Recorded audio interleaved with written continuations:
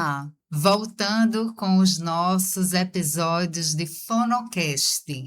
E que felicidade é nossa trazermos aqui 3 convidados de peso, que eu já vou agradecendo pela presença, por disponibilizar o tempo precioso desses profissionais para virem falar um pouco sobre a atuação dos mesmos dentro da medicina do trabalho.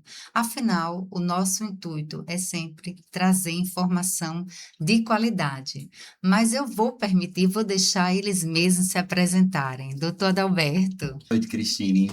Fico muito feliz mais uma vez de estar aqui no Fonocast, trazendo mais informações sobre a nossa especialidade.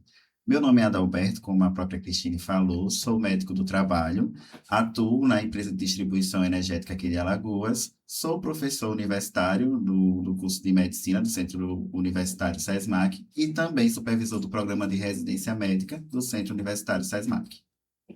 Obrigada. Doutor Juraci, por favor. Boa noite, Cristine, pessoas, que nos veem, nos assistem. Extremamente honrado de estar nesse momento aqui com todos e com todas. O meu nome é Juraci Roberto Lima, eu sou médico do trabalho da Secretaria de Saúde do Sereste e sou docente, sou professor universitário da cadeira de Medicina do Trabalho da Universidade Federal de Alagoas. E espero contribuir essa noite, que para mim é uma honra imensa estar aqui com vocês nesse momento. Maravilha. Doutor Irapuã, por gentileza, se apresente. Boa noite, agradeço o convite e estamos sempre à disposição para esclarecer, tirar dúvidas da população em geral, dos colegas médicos do trabalho, dos trabalhadores em geral, dos outros profissionais que atendem em saúde do trabalhador. Meu nome é Irapuã Barros, eu sou médico especialista em medicina do trabalho e sou médico perito federal do Ministério da Previdência Social. Trabalho no INSS, no dia a dia, fazendo as perícias de benefícios de auxílio-doença, aposentadoria por invalidez e de todos os produtos da Previdência Social. E estou à disposição para contribuir nessa discussão que será muito valorosa. Maravilha. Então, pessoal, durante muito tempo, a medicina do trabalho, ela foi vista como algo muito operacional, muito papel, muito caneta.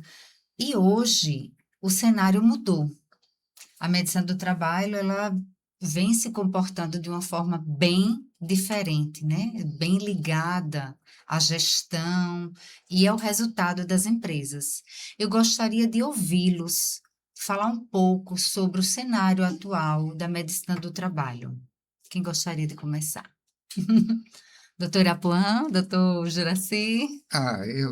Eu penso que a gente vem passando por uma evolução que eu considero, assim, em termos de gestão de saúde do trabalhador, não só pelas questões legais, mas pela questão da conscientização dos atores que envolvem esse processo, tanto dos gestores das empresas como dos próprios trabalhadores e trabalhadoras, na questão de tentarmos evitar o adoecimento no ambiente ocupacional, que é onde nós passamos 8 horas por dia da nossa vida durante 35, 40 anos. Isso até pouco tempo atrás, até a chegada da conectividade, né? Que nós acho que vamos trabalhar esse tema aqui hoje. Então, não são mais aquelas 8 horas dentro da empresa. O trabalho já vai para casa através da conectividade, através do computador, através do celular, através do home office. Então, o que me levou, o que me fascina na saúde ocupacional, na medicina do trabalho, ou do trabalhador, como queiram, é o fato de nós, através da proteção específica, que é um conceito que se junta na saúde integral do trabalhador e da trabalhadora, a questão da prevenção pela vacina, da promoção de saúde, pela atividade física, mas da proteção específica através do uso de equipamento de proteção individual, de equipamento de proteção coletiva e de ações de gestão de saúde, especificamente hoje de saúde do trabalhador, para evitar que esses trabalhadores adoeçam e que, se possível, sejam felizes também no ambiente ocupacional. É assim que eu vejo. Maravilha. Muito obrigada pela contribuição, doutora Puan. Me permita fazer um breve histórico, que eu não vou me alongar, mas para responder sua pergunta sobre como é que a medicina do trabalho veio e vem se desenvolvendo ao longo desses anos. Na Constituição de 88, foi inserido lá no artigo 200 como pilar da saúde pública brasileira, o pilar do SUS, várias coisas.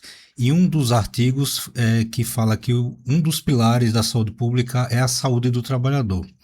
Isso foi incorporado logo em seguida, 2 anos depois, na Lei Orgânica do SUS, né, de 1990.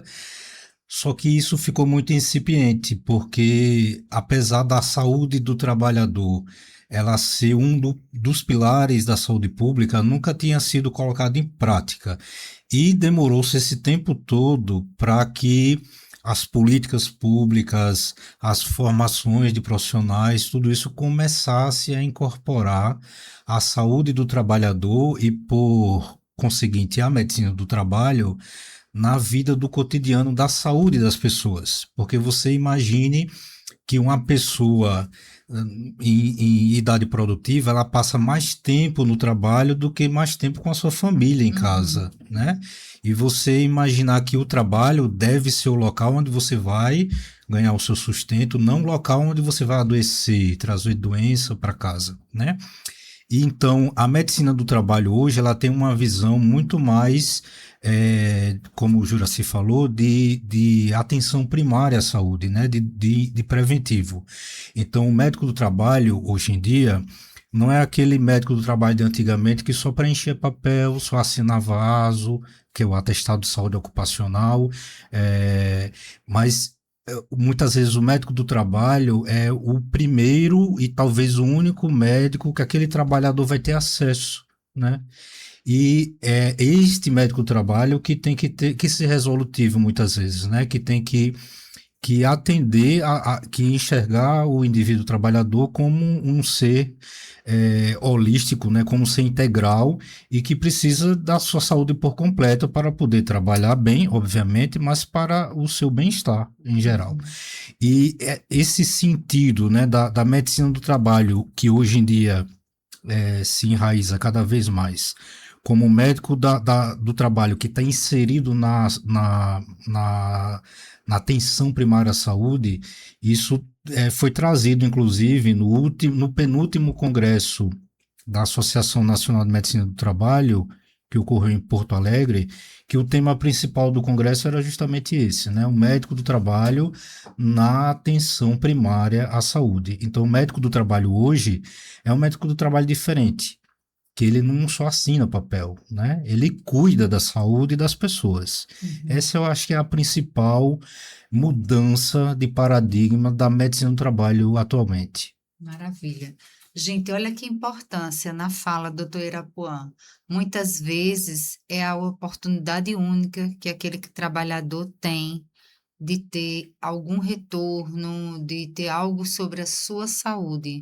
Muitas vezes lidamos com homens que são responsáveis pelo provimento da família, que não conseguem sair do seu ambiente de trabalho para procurar um médico, ou mesmo pela cultura masculina, enfim. E ali a importância daquele profissional, de recebê-lo, de se interessar pela saúde dele, dos sintomas que ele está apresentando, e praticar, de fato, uma medicina do trabalho preventiva, de evitar o aparecimento da doença ocupacional, a ocorrência de um acidente, muito menos de um óbito advindo do exercício do trabalho.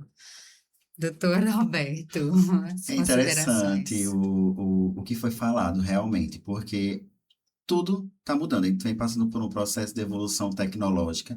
Dentro do contexto histórico, que até trazer pelo Arapuã, a medicina do trabalho é tratada desde o que se fala do processo da Constituição, mas era muito pouco tratado no sentido de observar realmente o trabalhador por completo. Por quê? Era apenas questão documental. Cumprir Cumprir normas. normas, apenas isso. Não, hoje em dia o método de trabalho, vindo agora desse movimento, do processo de globalização, internet, a gente acaba ficando mais, tendo maior visibilidade nesse processo. Então, o método do trabalho que ele atua sem focar da forma integral no trabalhador,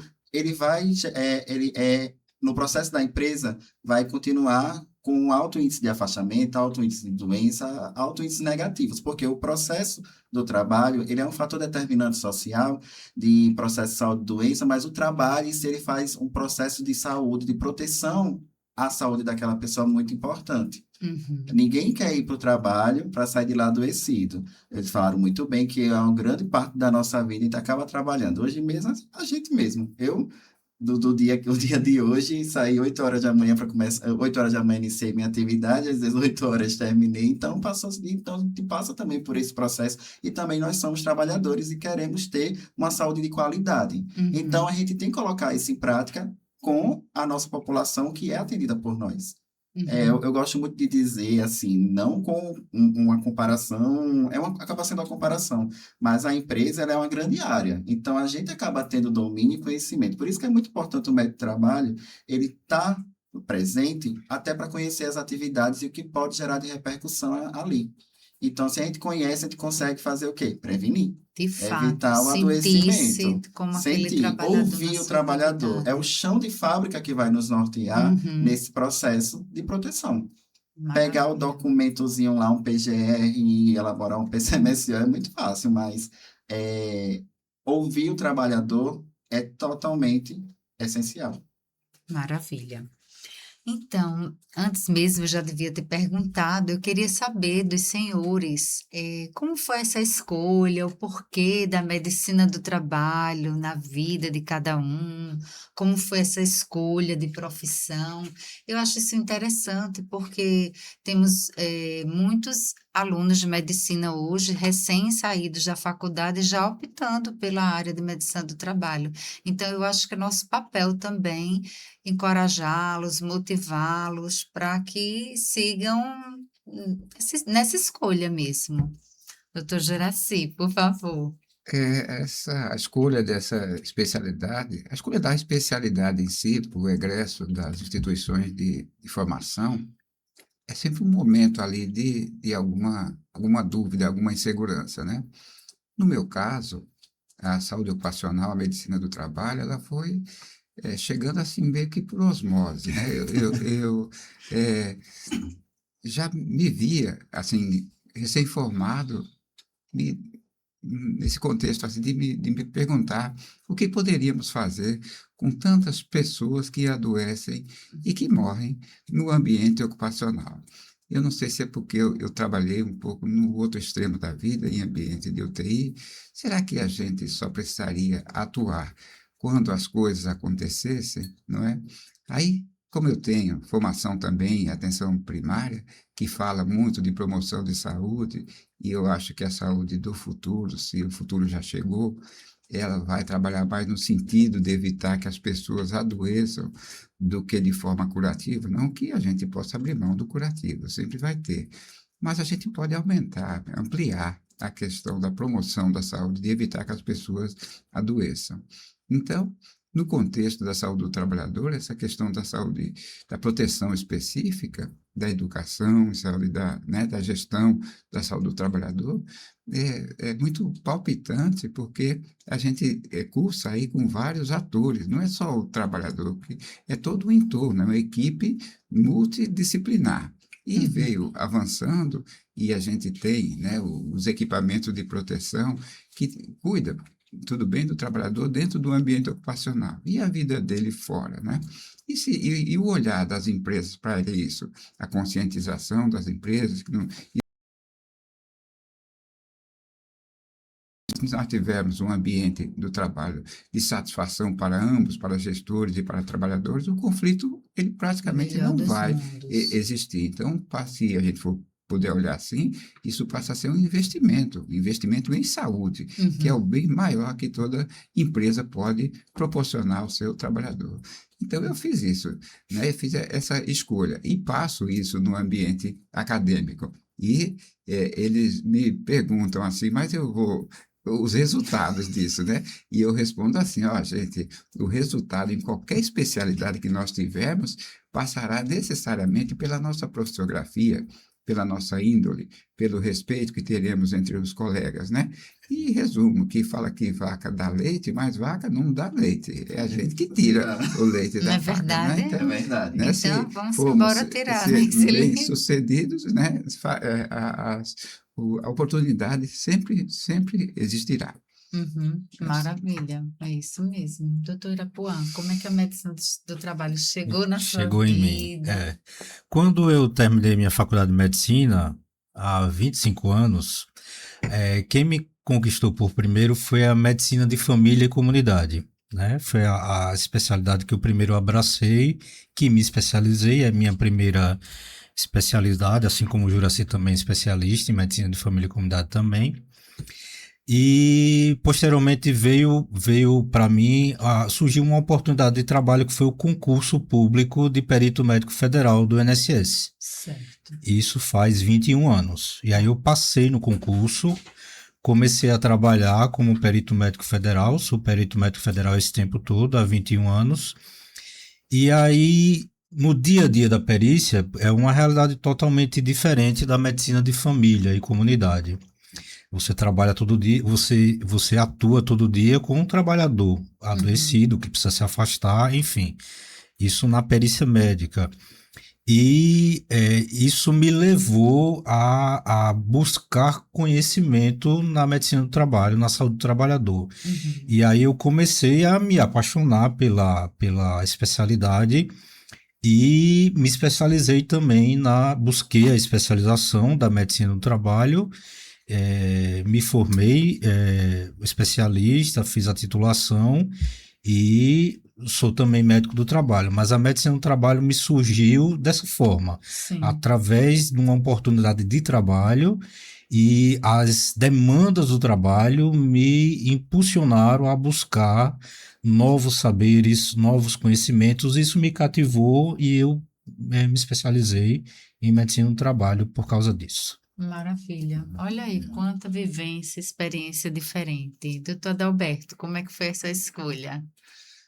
Eu costumo dizer assim, quem é que entra na faculdade dizendo que vai fazer medicina do trabalho? Eu nunca imaginei, nunca. Aconteceu de uma forma que eu menos esperava. Durante a graduação, já tinha cogitado algumas outras especialidades. Eu acho que eu entrei pensando basicamente em psiquiatria. Então, isso foi mudando. Depois tive minha fase que queria ginecologia e obstetrícia. Mas eu nunca pensei assim, durante a graduação, de focar. Digo, não, vou me dar a oportunidade de conhecer várias especialidades. Na minha família, eu tenho 2 médicos que são cirurgiões, mas eu observava assim, a rotina deles e tudo. Digo, isso não faz sentido na minha vida. Eu não sou uma pessoa voltada para hospitalocêntrica. Eu nunca tive muita afinidade com o processo hospitalar, apesar de ter trabalhado, ter vivido o processo de UTI, de urgência e emergência, mas não era o que me realizava. Uhum. Então, eu comecei a pesquisar, comecei a estudar, via que eu tinha um perfil mais preventivo, sempre fui uma pessoa um pouquinho mais burocrática, eu sempre gostava de documento, eu sempre gostava de pegar as resoluções para correr atrás dos meus direitos, literalmente assim, no sentido de, por exemplo, trabalho no plantão de emergência, aqui está errado, tá, não posso fazer isso porque o código de ética veda. Então, sempre fui uma pessoa um pouco mais documental. Então, eu digo, pronto. Então, eu comecei a pesquisar, conversei com algumas pessoas e até que eu observei. Quando eu trabalhava na urgência e emergência, tinha uma pessoa que chegava, passava bem rapidinho assim, aí fazia o médico do trabalho chegou. Eu digo, como assim? Aí fui conversar, perguntei, demonstrei interesse, aí fui entender todo o processo que acontecia de atendimento. A principal coisa assim que me cativou foi algo dinâmico, não era uma coisa muito assim rotineira. Então todo dia é uma caixinha de surpresa na medicina do trabalho. Então digo, por que não? Então, como eu tinha uma pegada maior na saúde mental, eu digo, vendo aí todo o desenvolvimento dos processos aí de saúde e doença, eu vi que fazia sentido. Então, eu conversei principalmente com a professora Mari Lourdes, ela tinha sido a professora na graduação, e ela me convidou para fazer uma visita na empresa. Foi quando eu abri os olhos e optei por fazer a residência. Olha só. Tinha aberto aqui o programa aqui em Maceió, fiz a prova, passei.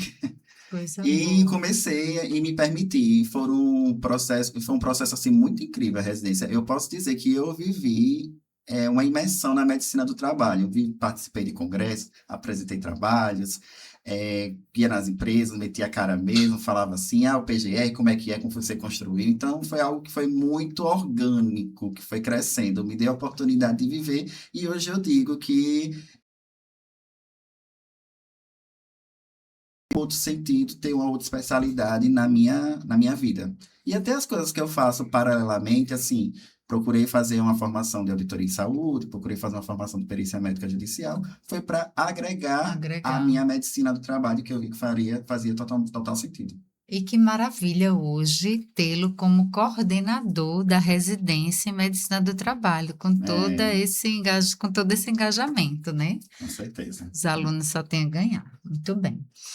Então, assim, vamos agora puxar um pouquinho para a questão da atuação além dos exames ocupacionais, falando mesmo sobre prevenção de riscos, impacto na produtividade, a influência na cultura organizacional. Eu queria ouvir do Dr. Irapuã sobre o impacto dos afastamentos, né, dos trabalhadores, quando um médico ou quando um trabalhador, aliás, ele necessita se afastar do seu ambiente de trabalho, seja por uma doença, seja por um acidente. Como é que isso é visto? Como é que vocês recebem? Como é que é esse trâmite de procurar, de elaborar, levantar a documentação, até de fato haver o afastamento? Eu queria que o senhor explicasse um pouquinho para quem está nos ouvindo esse percurso do benefício concedido pelo INSS. Tá, vamos lá. Vou tentar ser objetivo para não falar muito, porque Tá. o assunto aí era para a gente falar a noite toda. Certo. Mas vamos lá. O cidadão ficou doente e não consegue trabalhar. Se ele precisa se afastar do trabalho até 15 dias, esse afastamento ele é coberto pela empresa, ele não vai para a perícia, não vai para o INSS. É a empresa que assume esse afastamento até 15 dias. Uhum. Isso, via de regra, existe uma situação de exceção nos últimos 60 dias, mas não vou tocar na exceção, vou tocar na regra geral. Então, o afastamento de 1 até 15 dias Uhum. é a empresa quem paga, digamos assim, esse trabalhador. Mas se o afastamento for maior de 15 dias, for 16, 17, 30 dias, 60 dias, 6 meses, 1 ano, enfim, qualquer período que for maior do que 15 dias, obrigatoriamente esse afastamento ele tem que ir para a previdência que tiver vinculado o empregado. Se o empregado é seletista, carteira assinada, a previdência vinculada a ele é o INSS. Se o empregado, se ele é servidor público municipal, a previdência ligada a ele é a junta municipal. Se ele for estadual, é a junta estadual. Se ele for federal, é a junta federal também. Se ele for servidor federal, digamos assim. E aí, o que é que ele tem que levar para a perícia? Ele tem que levar os documentos médicos que prova a doença dele e prova a incapacidade dele. O principal documento que ele tem que levar é o atestado médico, porque isso está na lei, isso é uma lei antiga. Eu vou falar a lei porque, como nesse podcast muitos médicos do trabalho estão acompanhando, pode depois pegar a referência, né? A lei 605 de 49, é uma lei antiga, mas que já foi referendada pelo Superior Tribunal do Trabalho. A lei diz que somente o atestado médico ele tem poder de afastar alguém do trabalho. Existe uma lei posterior, de 1996, que também faculta, que também dá esse direito ao atestado do dentista, mas só para os estados mórbidos do dentista, né? Uhum. Então, o dentista não vai dar um atestado para uma fratura na perna, ele vai dar um atestado para um problema no dente, alguma coisa do que ele atuou, né? Então, a lei só diz isso, que somente o atestado médico ou do dentista pode afastar alguém do trabalho. Então, o atestado de o atestado de terapeuta ocupacional não tem poder para afastar ninguém do trabalho. Uhum. É usar, quando o cidadão leva isso para a perícia, esses atestados dos outros profissionais são registrados como informações complementares, Tá. mas não é o documento decisivo para afastar alguém do trabalho. Então, o principal é o atestado médico. Pronto, de posse do atestado médico, o cidadão apresenta esse documento ao setor de recursos humanos ou de gestão de pessoal da empresa, e automaticamente, se for até 15 dias, a empresa assume esse afastamento. Se for mais de 15 dias, aí a própria empresa já encaminha para o INSS ou orienta o trabalhador a dar entrada no INSS. Como é que ele dá entrada no INSS? Hoje em dia, esse acesso está muito facilitado. O próprio cidadão, ele pode dar entrada de casa mesmo, pela internet, pelo site meu.inss.gov.br, ou então pelo aplicativo chamado Meu INSS, ou então pelo telefone de atendimento do INSS, o número 135. A ligação é de graça.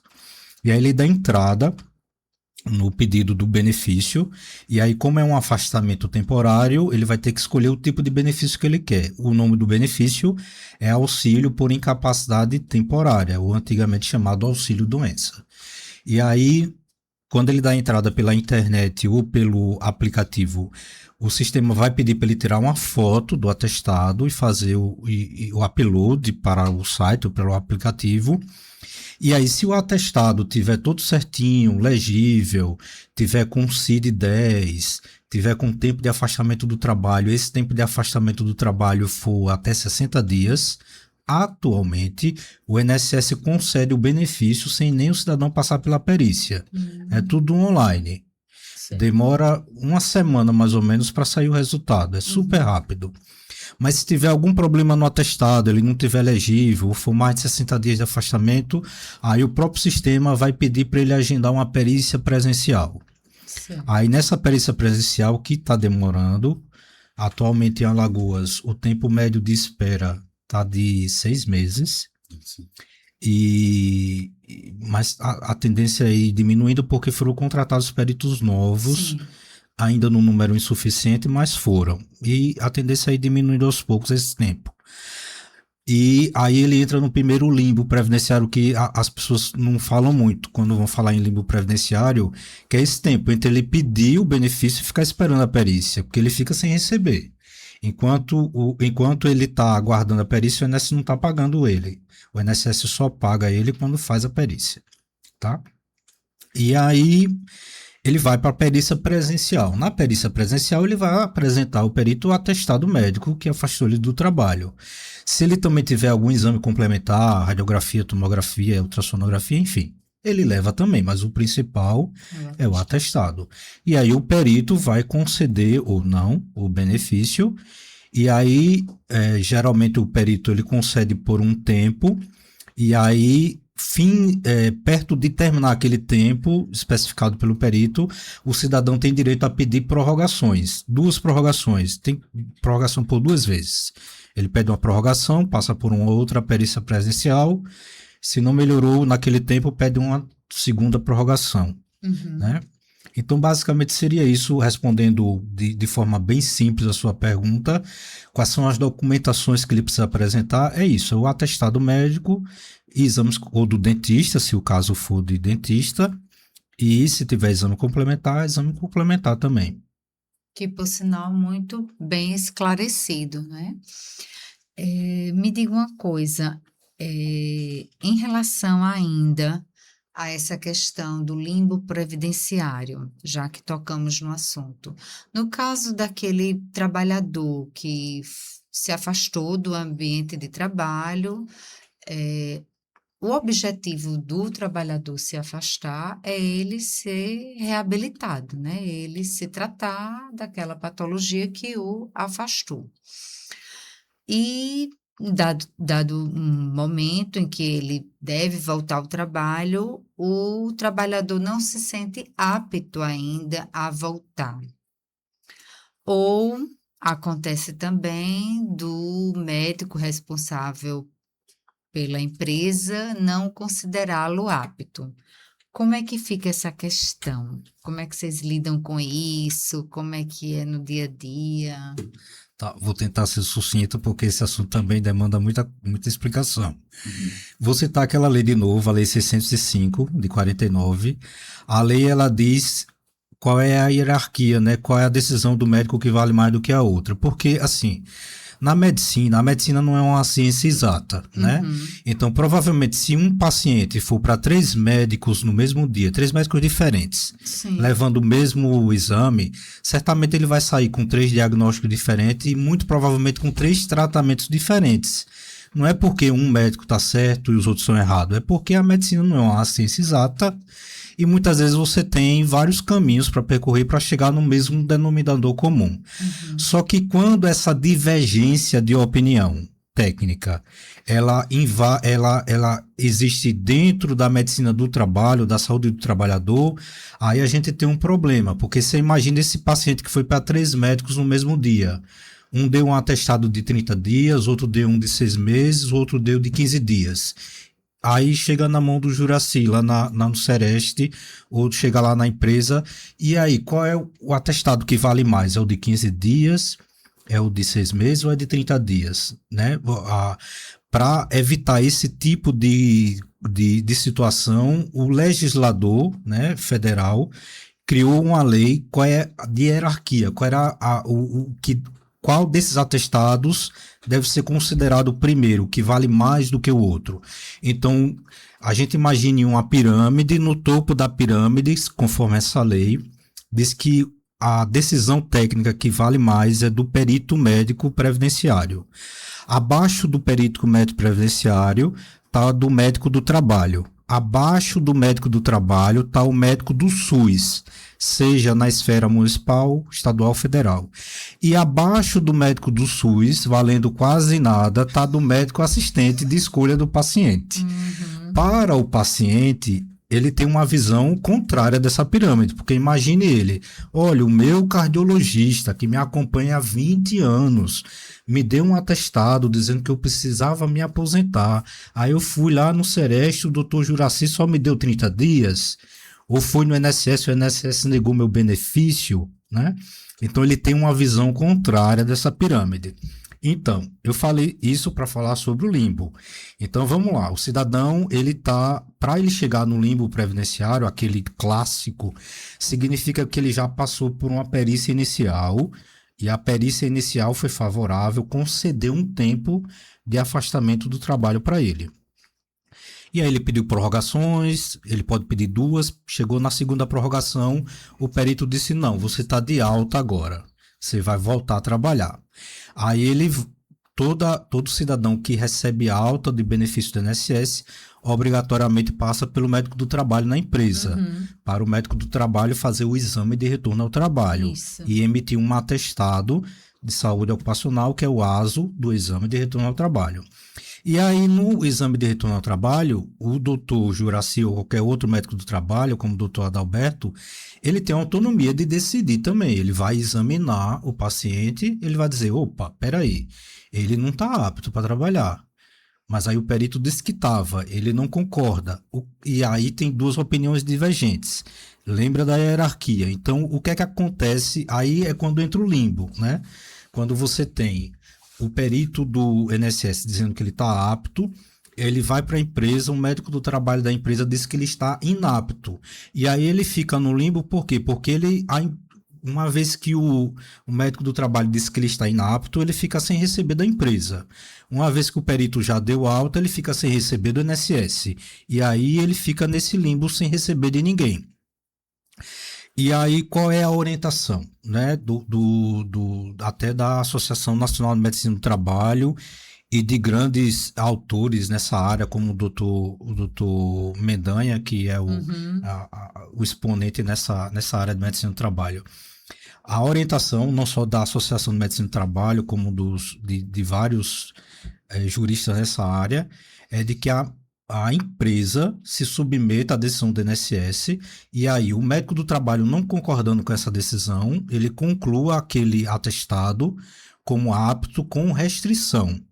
E num documento à parte ele dizer quais são essas restrições, né? Um Ou relatório num à relatório à parte. parte detalhado. Se ele quiser colocar isso no ASO, essas restrições, ele colocar de uma forma que não comprometa o sigilo médico, né? O colocado não pode segurar pesos acima de 10 quilos, coisas assim, sem falar doença, No sem próprio falar o ASO. CID, exato, E pode, colocar lá apto com com restrições. restrição. E aí ele retorna ao trabalho. Se depois de alguns dias ele não conseguir trabalhar, aí ele tem um novo afastamento e encaminha de novo para o INSS. Esse é o procedimento, né? Certo. Por que essa orientação? Porque os tribunais de trabalho têm, na maioria das vezes, penalizado as empresas no limbo previdenciário. Porque o juiz, ele interpreta aquela lei que eu falei, a 605 de 49, que diz que como o perito tem uma hierarquia superior, a empresa não pode simplesmente Não discordar. acatar Exatamente. aquela decisão. E aí o juiz termina penalizando a empresa, mandando a empresa pagar todos esses atrasados, o funcionário, e muitas vezes pagar multa, danos morais e por aí vai. Então, isso é um risco que as empresas têm atualmente sobre o limbo previdenciário. E a orientação, assim, não existe uma solução mágica para o limbo previdenciário. A orientação menos traumática é essa, da Associação Nacional de Medicina do Trabalho. É do médico do trabalho engolir esse sapo, digamos assim, né? Engolir seco e colocar lá e registrar tudo em prontuário, dizer que não concorda com a decisão do perito, que o cidadão lá está incapaz ou está inapto por tal e tal motivo, mas que em face dessa hierarquia médica existente, ele conclui como apto com restrição, dizendo quais são as restrições. E aí essa bola volta para a empresa, né? A empresa, uma vez que está apto, mesmo com restrição, a empresa é obrigada a aceitar, e aí depois ele pode se afastar de novo, da entrada de novo de um novo benefício. Tá? E isso, de fato, acaba se tornando um trabalho, um problema para a empresa, porque quando o gestor da empresa recebe um ASO apto com restrições, ele pode ou não pode trabalhar? Ele pode ou não pode pegar peso? Como é que eu vou adequá-lo aqui no ambiente de trabalho, né? Então, empresas, fiquem alerta que o limbo previdenciário é risco jurídico real, não é isso?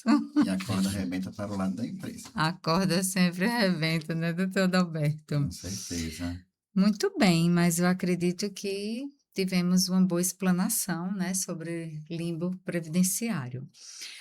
Vamos tratar agora do que a gente mais escuta falar em 2026, já escutava falar em 2025, a NR1. Trouxe a obrigatoriedade de se olhar para os riscos psicossociais. E isso já é realidade nas empresas? Gostaria de ouvir a prática de vocês, né, sobre a aplicação de fato, o levantamento desses riscos, ferramentas, ações voltadas para essa questão, a relação. Depois queria ouvir também, finalizando com o doutor Irapuã, por que isso tudo, né, veio a surgir e foi necessária a reformulação dessa norma regulamentadora pelo número de afastamentos, o grande número de afastamentos com os CIDs-Fs aí. Então, doutor Adalberto e doutor Juraci, gostaria de ouvi-los sobre essa atuação em relação ao levantamento dos riscos psicossociais. Ok. Então vamos assim, né? Vou falar um pouquinho da história, depois contextualiza com o momento da empresa e termina com a parte legal, se podemos fazer assim, né? Sim, claro. Então, a questão do risco psicossocial, nós temos uma norma regulamentadora 17 que fala do risco ergonômico. Ela já existia. Ela veio assim à tona agora por causa do aumento da epidemiologia, né? Do aumento muito grande do número de casos que nós tivemos, que aí coincidiram com dois momentos, que eu não sei, talvez tenha turbinado o outro, por assim dizer, que foi a questão da conectividade. A conectividade nos últimos 5, 10 anos aumentou de forma, né? A gente não, um tempo atrás, a gente não tinha nem celular. Hoje, a gente não vive sem o celular, não é?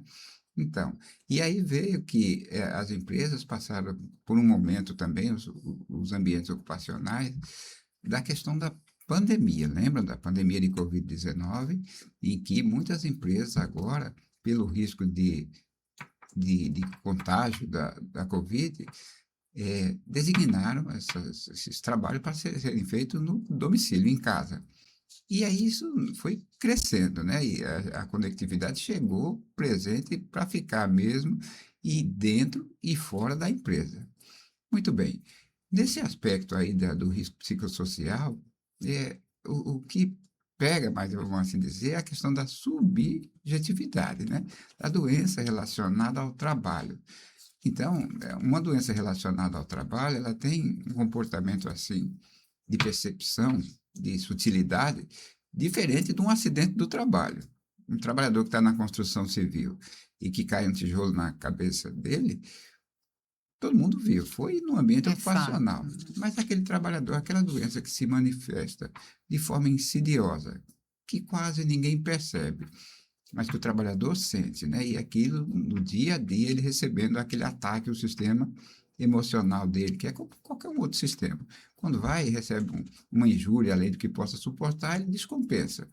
Então, aí vem a questão do adoecimento, que, pela questão de subjetividade, tem sempre essa discussão. Foi aqui no ambiente ocupacional ou foi na rede social? Não é? Então, nós fizemos até um encontro recentemente, o doutor Adalberto estava, em que a gente já tem ferramentas, principalmente a engenharia de segurança do trabalho, que nos permite chegar muito próximo desse nexo, dizer isso foi ou não, por conta do estudo da aplicação de ferramentas de questionário que se faz nas empresas, e que se tem assim 10 trabalhadores e 8 adoecem daquele mesmo problema, a gente tem um problema ali, não foi fora da empresa, né? Então, nós caminhamos muito nesse sentido, e no sentido da conscientização também. Então, já é muito discutido isso na empresa. Olha, o trabalhador precisa ser respeitado na sua condição. Claro que tem a disciplina, tem a hierarquia, mas isso não dá poder do gestor, do chefe, de aviltar o trabalhador, de adoecê-lo. Não dá. E se isso tem na empresa, tem lá no programa de gerenciamento de risco a questão, né, de haver a possibilidade de adoecimento dentro do ambiente ocupacional.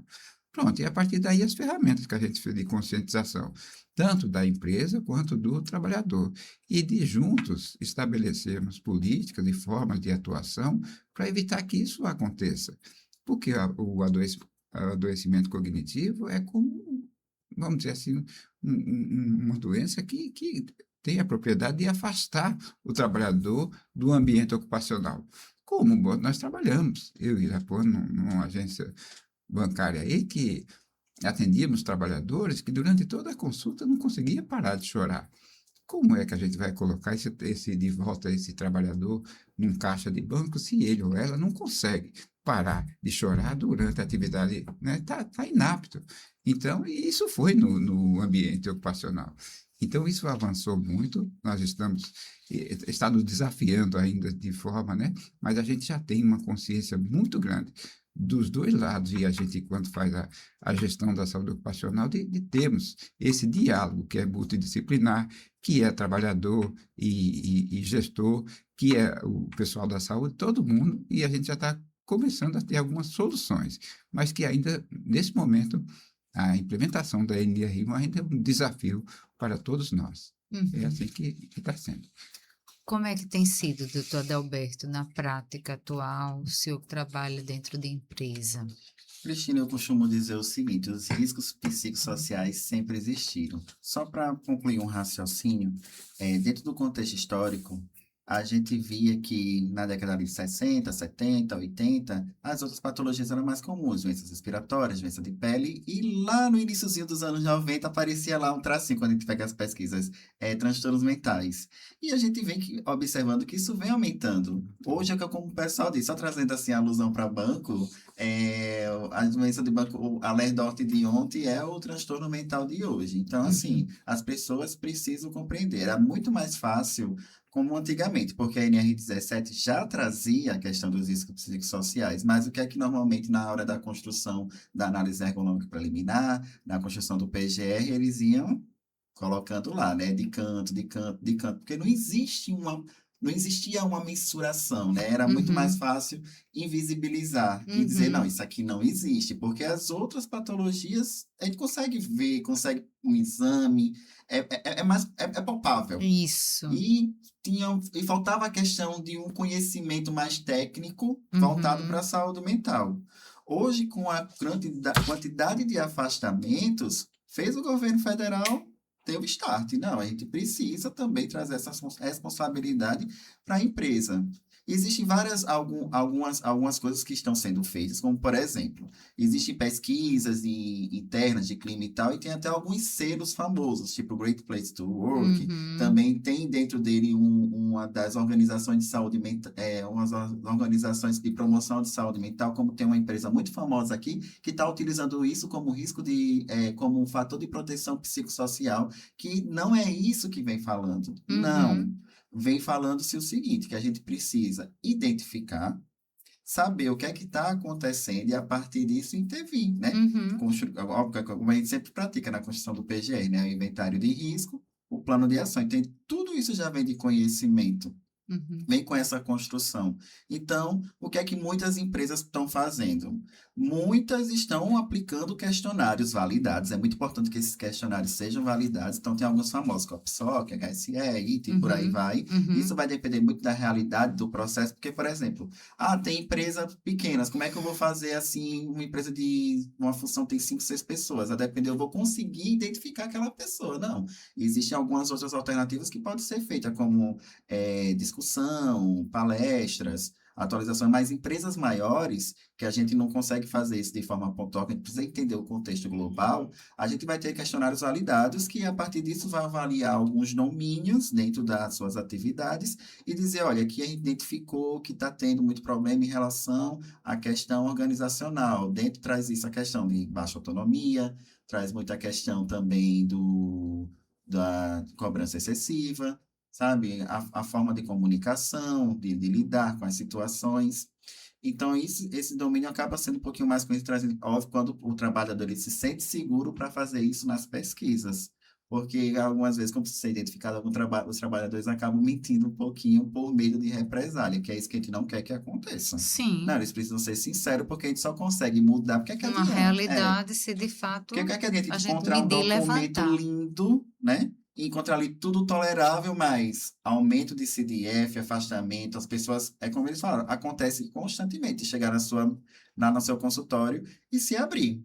Óbvio que isso é uma coisa também que mudou muito no comportamento, porque as pessoas tinham medo do médico do Uhum. trabalho, porque Achando que era médico existia contratado pela o empresa e que médico que ele vai seria a defender favor da unicamente da empresa. Então, ele empresa. vai buscar somente elementos Uhum. para desconfigurar o máximo. Não, hoje em dia o médico de trabalho, a gente começa a pegada, tá avaliando tudo. Então, as Uhum. pessoas começam a se abrir um pouco mais, até porque isso se torna um assunto mais sensível. E é muito importante trazer. Então, eu, na minha realidade, eu sempre trago algo voltado para a saúde mental e até na minha construção da anamnese, eu faço perguntas voltadas para isso, porque não podemos ter medo de perguntar. A gente tem Sim. que saber como é que está na realidade e a interpretação de cada um e a sua relação. É como eu Uhum. digo, assim, o trabalho, ele é um fator de saúde incrível e o trabalho não é para adoecer, mas o que adoece são as relações construídas dentro Uhum. daquele processo. Então, só voltando, é pegar essas informações construídas, né, nessas pesquisas validadas. É muito importante que esses questionários sejam validados e Uhum. vai fazer um trabalho em cima disso. Uhum. E é um trabalho que deve ser multiprofissional. Isso não é jogado nas costas da saúde. Nós, como trabalhamos, nós trabalhamos no contexto SESMIT, né? Então, Uhum. está aí envolvido a equipe de engenharia, técnicos, enfermeira, a depender do grau de risco da empresa, da quantidade de funcionários, vai ter tudo isso. Então, precisamos trabalhar em conjunto. Isso não é somente uma responsabilidade do médico de trabalho. O médico de trabalho pode identificar, mas isso é uma questão de cadeia. Então, vai vir de cima Uhum. para baixo. Então, vai acabar afetando a forma como a liderança lida com seus liderados. Porque, por exemplo, hoje em dia, depender de um feedback, e o feedback for negativo, a pessoa já sai chorando dali e já nasce um atestado Problema. CDF. Não, Uhum. esse não é o objetivo. Porque Uhum. as pessoas precisam entender todo o processo e até a liderança precisa entender o seu papel ali no processo de saúde e doença. A gente não quer que as pessoas vá ao trabalho e adoeçam. Não, a gente não quer que as pessoas tenham excessivas horas extras, a gente quer que as pessoas consigam resolver as suas obrigações, né? Porque o trabalho é um contrato e você tem um compromisso a seguir. Então, a gente precisa garantir que essas pessoas estejam íntegras quando entram, quando executam e quando saem. Uhum. Então, ter esse trabalho em conjunto, em equipe, e ter um questionário validado para poder construir e entender os domínios que estão ali envolvidos, para assim fazer as medidas, né? Colocar em plano de ação e evitar, consolidar para que as pessoas não venham a desenvolver mais aquilo, tratar aquilo ali e seguir com todo o processo da proteção de saúde do trabalhador. É fato que tudo isso gera muita inquietação Sim. por parte do empresário, do empreendedor, das empresas, dos gestores. Muitos profissionais também podem se aproveitar do momento para impor, dizer que é obrigatória a atuação de área tal dentro da empresa e tal. E é natural que as empresas meio que procurem apavoradas. Cristine, esse negócio de NR1 tem que ter mesmo na empresa? Como é que eu vou fazer? Como é que desenvolve? Aí todo mundo ainda meio perdido, sem saber, porque não foi de fato determinado um passo a passo, né, pelo Ministério do Trabalho e do Emprego, de como é que deve ser feito, deixou-se à vontade, e aí chega-se à conclusão de que, através de uma análise ergonômica preliminar, né, a engenharia de segurança faz reconhecimento da área, daquele ambiente de trabalho, e aí, através de um questionário, um instrumento validado, reconhecido internacionalmente, aplicado, faz o levantamento de possíveis riscos psicossociais. Encontrando esses riscos precisam estar documentados no PGR, no PGR da empresa, consequentemente, não é no isso? PCMSO. E, consequentemente, no PCMSO, e a empresa precisa desenvolver algum tipo de ação para diminuir, minimizar, corrigir. É. Então, é mais ou menos isso, e as Isso. empresas assim não precisam, assim, gente, tá todo mundo assim. Né? Mas É como mais foi simples do que se também, imagina, né? e como foi também assim com a questão do e-social, plataforma, Tudo que é novo prazo, assusta. né? Assusta. Tudo que é novo assusta, sair da É zona de realidade. conforto. É. E outro receio de ser tendencioso, agora com essa questão, como disse o doutor Juraci, algo que a gente não vê, como é que vai medir, isso é muito subjetivo, isso é às vezes desenvolver no seu ambiente familiar, tóxico, mas está trazendo, porque o indivíduo é de qualquer forma um só, ele não deixa essa coisa de dizer, não, eu vim para trabalhar, mas deixei meus problemas ali atrás da porta, isso não existe, né? Nós somos um só, enfim. Então, eu acredito que é isso, a gente procurar, é o que a gente tem procurado fazer nas empresas que nos procuram, onde a gente presta assessoria, assistência, calma, né? Tudo se resolve, a gente procura passar o que é e tal, até as pessoas absorverem, assimilarem e a coisa entrar numa rotina e numa normalidade.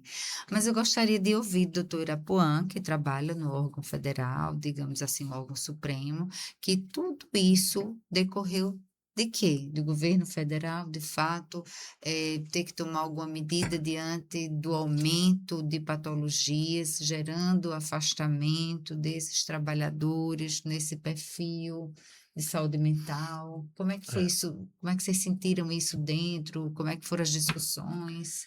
O INSS, por ele ser o principal órgão, digamos assim, previdenciário do Brasil, ele tem os números, né? E os números mostram, assim, que da maioria do atendimento diário da perícia médica, metade é problema osteoarticular, geralmente coluna.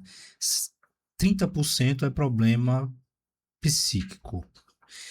E os outros 20% são todas as outras coisas, tá? Certo. Então, 30% de problema psíquico, como disse o Juraci, a gente não tem exame para pedir. Eu chegar lá, o cidadão com depressão, qual é o exame que eu vou pedir? Tomografia, ressonância? Não tem como aferir, né? Eu tenho que acreditar no que ele está dizendo, acreditar no atestado do médico assistente e muitas vezes para fazer esse nexo? Será que foi do trabalho? Será que não foi do trabalho? Se eu disser que foi no trabalho, eu vou penalizar a empresa, né? Porque a empresa vai pagar mais imposto sobre isso. A gente pode falar isso depois. E a, o que o INSS notou, o que o governo federal notou, é que nos últimos 3 anos está havendo um aumento exponencial nessa quantidade de benefícios por problemas psíquicos, né? E isso tem assustado muito o governo, mas não só o governo, porque existe um estudo da Federação das Indústrias, porque o governo está vendo a parte dele, do que chega no INSS que o governo é obrigado a pagar.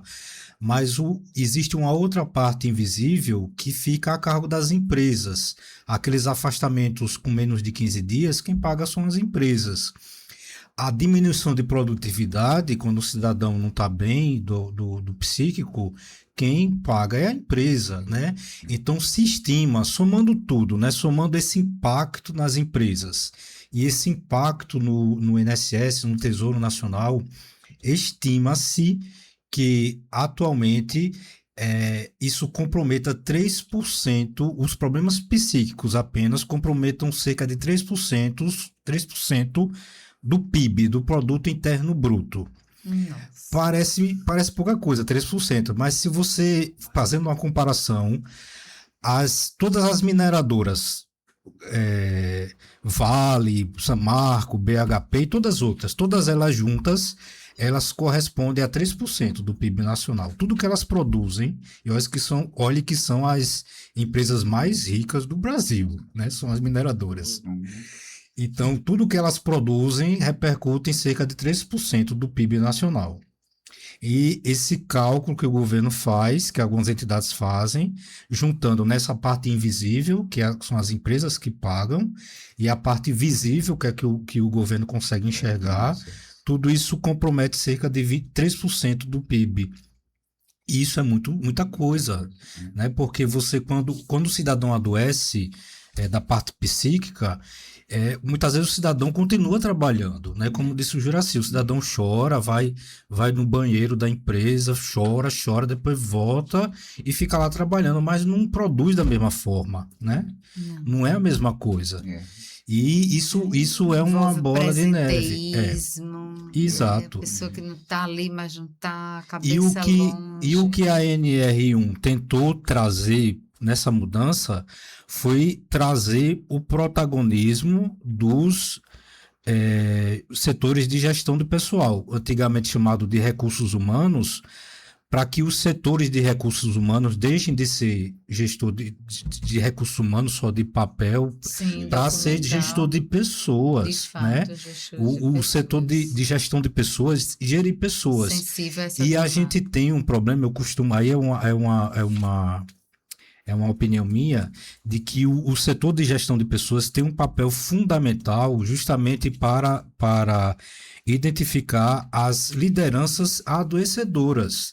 Porque na empresa, muitas vezes quem adoece o trabalhador é o superior hierárquico dele. E o setor de gestão de pessoas tem papel, tem responsabilidade nisso, de enxergar quais são os seus gestores que estão lá na ponta, nos diversos setores da empresa, que estão adoecendo os empregados, né? E o setor de gestão de pessoas precisa resgatar esse protagonismo que a NR1 veio trazer isso. Veio balançar, tirar o setor de gestão de pessoas da zona de conforto, justamente para enxergar esse risco psicossocial, não como um riscozinho simples qualquer, mas como uma coisa que impacta diariamente no serviço, na produtividade da empresa. E a gente precisa provocar. Então, os gestores aí de RH, né, da empresa, o quão são importantes de desenvolver esse olhar, juntamente com a organização. Vários recados aqui para vários profissionais dentro das empresas, né? Na visão de vocês, assim, o que mais gera problema hoje na relação? Voltando aqui para o doutor Irapuã, empresa, trabalhador e INSS. Deixa eu ver se eu me fiz claro. Tem essa questão do limbo previdenciário, né? Que é quando fica aí desculpe o termo, meio que o trabalhador meio rodado, né? A empresa não aceita, o INSS devolveu, quando falta de documentação, risco jurídico. Eu acho que a gente também já falou bastante, né, sobre, o doutor Irapuan já configurou bem, mas teria mais algo que houvesse entraves entre empresa, trabalhador e INSS que o senhor gostaria de colocar? Olha, o que eu posso elencar, assim, além do que eu já falei, é a questão do nexo. O nexo entre o trabalho e o agravo, que também é uma briga muito grande, muitas vezes, do médico do trabalho da empresa ou da própria empresa com o perito lá do INSS, né? O perito do INSS, ele segue uma lógica diferente do médico do trabalho no estabelecimento do nexo entre o trabalho e o agravo. Por quê? Porque o médico perito, ele é obrigado, por ele ser servidor público, ele é obrigado, pelo princípio da legalidade, a seguir o que está na lei. Existe uma lei, a Lei 8.213, de 1991, que ela tem 3 artigos, 19, 20 e 21, que ela fala dos 3 tipos de nexo. São os nexos legais. Nexo entre o trabalho e a doença, o trabalho e o agravo, o trabalho e a profissografia, né? A doença e a profissografia. E aí, existem 3 tipos de nexo legais, né? Em linhas gerais, o primeiro é o nexo individual, o segundo é o nexo profissional do trabalho e o terceiro é o tão polêmico, o nexo epidemiológico. E aí o perito, ele estabelece lá um desses 3 nexos, independente da empresa ter emitido CAT ou não. E aí muitas vezes chega lá no médico do trabalho discorda desse nexo, e pode discordar, porque a norma foi feita para isso. O médico do trabalho, a empresa, tem o direito de discordar do nexo e entrar com pedido de contestação desse nexo, né? Que é um dos grandes embates entre empresa e INSS. E trabalhador também, que está envolvido nesse meio termo, né? Então, e vale, mais uma vez, aquela questão da hierarquia. Se o perito estabeleceu um nexo, foi com base numa lei, mas a própria lei dá direito à empresa contestar. Então, a empresa vai contestar, vai dizer lá as suas razões técnicas. Então, por isso que é importante a participação do médico do trabalho nessa contestação, porque ele vai dizer quais são os parâmetros técnicos, dizer, não, esse trabalhador, ele trabalha todo dia sentado, não carrega peso, não tem movimento brusco e tal, não tem por que essa dor na coluna que ele está sentindo agora ser nexo do trabalho, porque ele não tem nada que ligue a profissografia dele a esse nexo, e justificar que essa doença dele é degenerativa, porque está na lei lá, dizendo que doença degenerativa não pode ser restabelecido o nexo. Enfim, o médico do trabalho vai contestar e isso vai ser acatado ou não pelo INSS. Então, esse é um dos grandes pontos de embates que existem entre a empresa e o INSS, o médico perito. Um outro embate muito frequente é porque muitas vezes o cidadão faz perícia, aquela perícia presencial, e o resultado não sai. Porque pela norma do INSS, o resultado ele tem que sair no mesmo dia que o cidadão faz a perícia, a partir das 20 horas, que é quando o sistema libera o resultado. Só que muitas vezes o cidadão faz a perícia, aí no dia tentou consultar, não saiu o resultado, no outro dia não saiu o resultado, e passa todo dia, muitas vezes passa uma semana tentando consultar o resultado e não sai o resultado. Muitas vezes o médico de trabalho lá, o Juraci, ô Irapuan, tô aqui com um cidadão que ele fez perícia uma semana atrás, a gente tenta consultar e só aparece lá o bendito em análise, né? Isso é um problema que o INSS ainda não conseguiu resolver. O que é este bendito do em análise? Quando o cidadão ele faz uma perícia é concluída, o processo dele é enviado para o setor administrativo do INSS. Certo. Que o setor administrativo do INSS, muitas vezes, houve alguma pendência administrativa de algum dado cadastral ou da própria empresa, alguma coisa que está precisando que o servidor administrativo do INSS olhe, conserte o que tiver de consertar e libere o benefício para a concessão.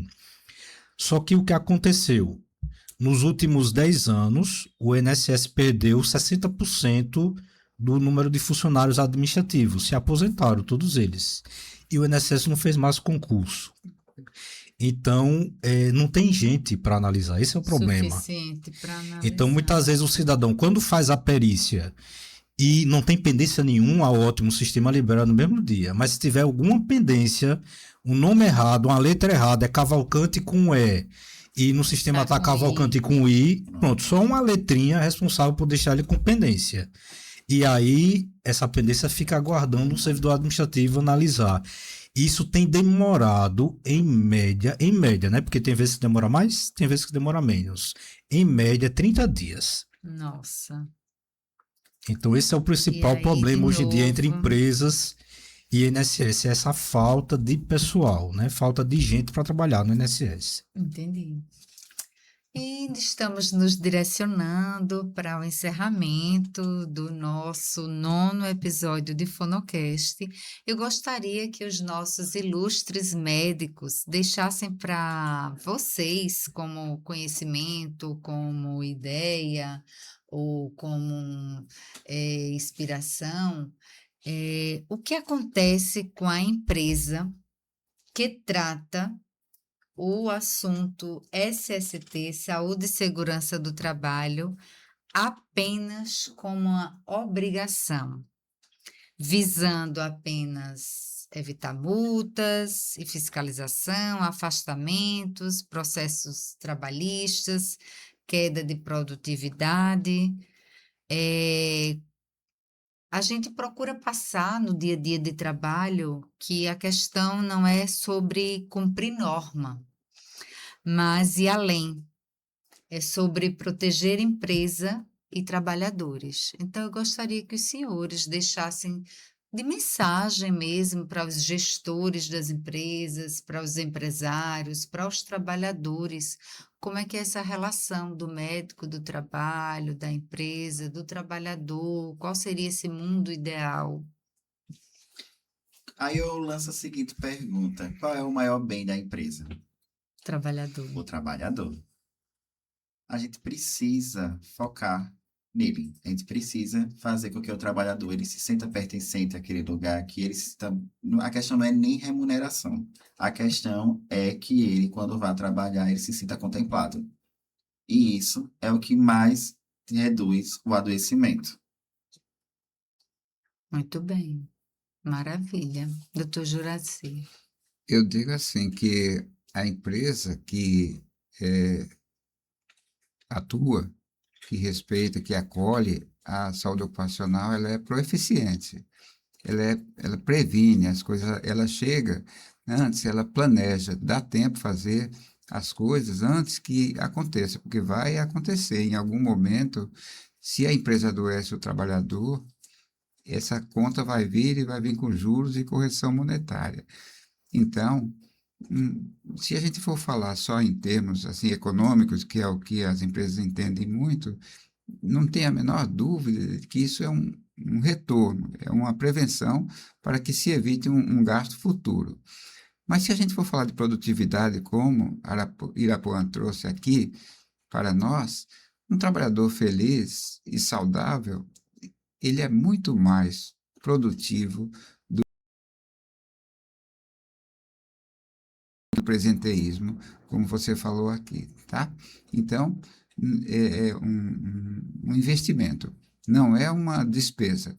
E agora, né, na inserção da equipe de saúde do trabalhador na gestão, então, né, de fazer a gestão de saúde do trabalhador, esse diálogo está muito mais aberto, muito mais amplo, uma parceria desses três atores, da gestão, do empregador, do trabalhador e de quem faz a saúde, que faz o intercâmbio entre esses dois setores.